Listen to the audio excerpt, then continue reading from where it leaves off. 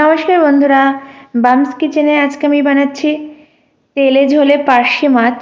Actually পার্শে মাছের একটা রেসিপি আমি শেয়ার করছি। তো পার্শে মাছগুলোকে ভালো করে কেটে ধুয়ে একদম পরিষ্কার করে নিয়েছি। আর তার মধ্যে এখন দিয়ে দিচ্ছি লবণ আর হলুদ। মাছটাকে ভালো করে লবণ হলুদ মাখিয়ে কিছুক্ষণ আমি রেখে দেবো। এরপরে কিন্তু আমি মাছগুলোকে ভেজে নেব। তো সেই জন্যে খুব ভালো করে লবণ হলুদ মাখিয়ে কিন্তু এই 10 মিনিট মতো আমি রেখে দিলাম। আর এখন গ্যাসের উপর কড়াই বসিয়ে দিয়েছি। কড়াইতে দিয়ে দিচ্ছি পরিমাণ মতো সরষের তেল। সরষের তেলটাও গরম হয়ে গেছে। এবার এর মধ্যে আমি দিয়ে দিচ্ছি আগে থেকে ম্যারিনেট করা মাছগুলো। মাছগুলো দিয়ে কিন্তু আমি ভালো করে উল্টে পাল্টে ভেজে নিচ্ছি। পার্শে মাছ বেশিক্ষণ ভাজতে লাগে না, তবে খুব বেশি নরম থাকলে আবার ভেঙে যাওয়ার চান্স থাকে।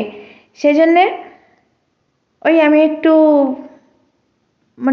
কি বলবো, কড়াকড়ি আজকে ভাজলাম। তবে এই মাছগুলো ভাজা হয়ে গেছে, এখন তুলে নিচ্ছি। আর এইভাবে কিন্তু আমি সমস্ত মাছ এখন ভেজে নিচ্ছি। বাকি মাছগুলো আমি দিয়ে দিয়েছি কড়াইতে।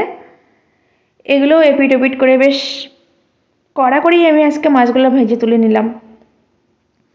তো মাছ ভাজা কিন্তু আমার রেডি হয়ে গেছে। আর এখন মাছ ভাজাগুলোকে আমি একটা পাত্রে নামিয়ে নিয়েছি। এখন এই মাছ ভাজার তেলের মধ্যে আমি দিয়ে দিচ্ছি হাফ চামচ পরিমাণ কালো জিরে ফোড়ন। এবার কালো জিরেটা একটু ভাজা হয়ে গেলে এর মধ্যে আমি দিয়ে দেব আগে থেকে কুচিয়ে রাখা পেঁয়াজ। এখানে মিডিয়াম সাইজের একটা পেঁয়াজ কুচি আমি দিয়ে দিলাম।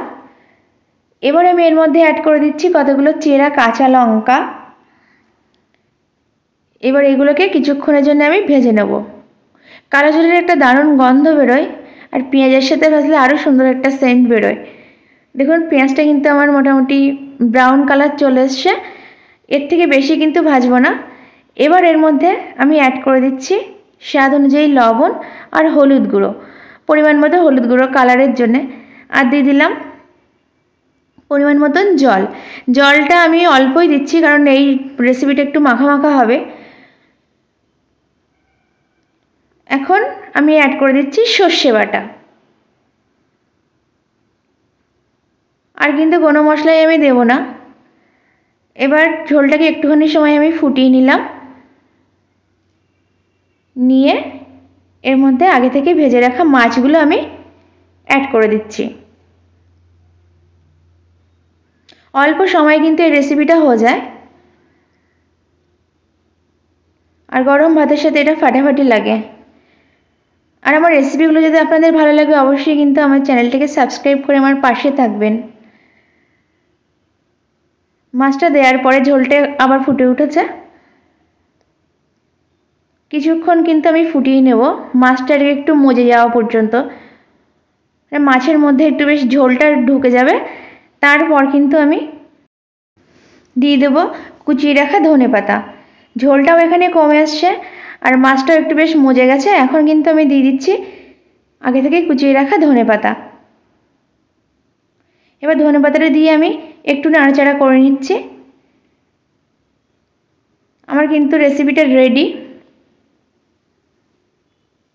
আর ভাতের সাথে এখন গরম গরম ভাতের সাথে এটাকে পরিবেশন করব। এখন কিন্তু একদমই রেডি হয়ে গেছে। আমি গ্যাসটা অফও করে দিয়েছি। দেখুন কি সুন্দর একটা কালার চলে এসছে, আর উপরে তেলটা ভেসে উঠেছে। গ্যাসটা বন্ধ করে দেওয়ার পরে দারুণ একটা সেন্টও বেরোচ্ছে, আর দেখতেও দারুণ লাগছে। তো আজকের মতো আমি বিদায় নিচ্ছি। আমার রেসিপিটা কমপ্লিট। আবার অন্য রেসিপি নিয়ে আপনাদের সাথে চলে আসবো আপনাদের কাছে। তো আজকের মতো টাটা।